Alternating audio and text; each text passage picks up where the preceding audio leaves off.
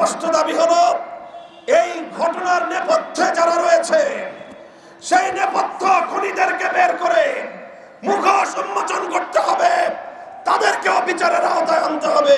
সর্বপ্রথম আমি বাংলাদেশের মাটিতে হিন্দুত্ববাদের নৃশংস আক্রমণে শাহাদাত বরণকারী চট্টগ্রামের সহকারী পাবলিক প্রসিকিউটর তরুণ আইনজীবী শহীদ সাইফুল ইসলাম আলিফের শাহাদাতের প্রতি শ্রদ্ধা জ্ঞাপন করে তার রূহের মাগফিরাত কামনা করছি এবং তার ছোট্ট কচি শিশু সহ তার শোক সন্তপ্ত পরিবার পরিজনের প্রতি আন্তরিক সমবেদনা জ্ঞাপন করছি। সংগ্রামী তাওহীদি জনতা, আজ এই বিক্ষোভ সমাবেশের মাধ্যমে আমরা আমাদের হৃদয়ের ব্যথাটুকু জাতির সামনে, মানুষের বিবেকের সামনে উপস্থাপন করার জন্য এখানে সমবেত হয়েছি। আমরা স্পষ্ট ভাষায় বলতে চাই, এটা আমাদের বুঝতে কোনো কষ্ট হচ্ছে না যে আজকে সুপরিকল্পিতভাবে একটি সাম্প্রদায়িক উস্কানির মাধ্যমে বাংলাদেশে সাম্প্রদায়িক দাঙ্গা বাঁধানোর পরিকল্পিত পায়তারা চালানো হচ্ছে।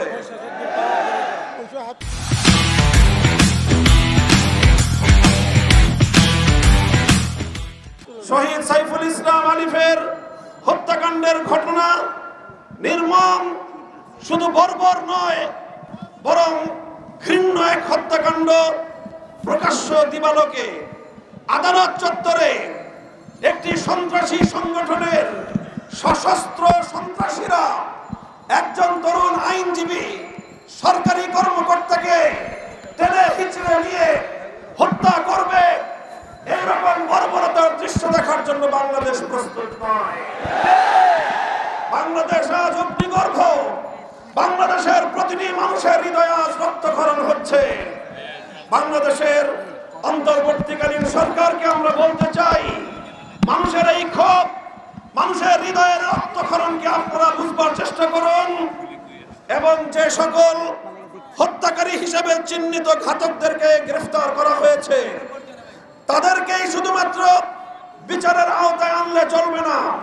আমাদের স্পষ্ট দাবি হলো এই ঘটনার নেপথ্যে যারা রয়েছে সেই নেপথ্য খুনিদেরকে বের করে মুখোশ উন্মোচন করতে হবে, তাদেরকেও বিচারের আওতায় আনতে হবে।